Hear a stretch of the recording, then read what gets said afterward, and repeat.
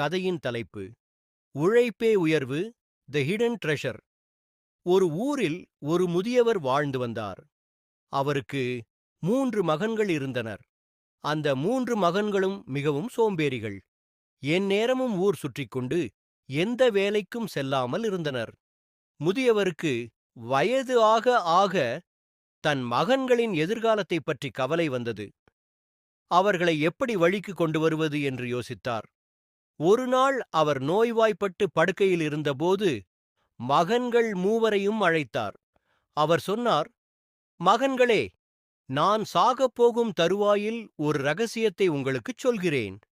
நமது தோட்டத்தில் ஒரு பெரிய புதையல் ஒளித்து வைக்கப்பட்டுள்ளது. அது எங்கே இருக்கிறது என்று சரியாகத் தெரியவில்லை. நான் மறைந்த பிறகு நீங்கள் தோண்டி எடுத்துக் கொள்ளுங்கள்.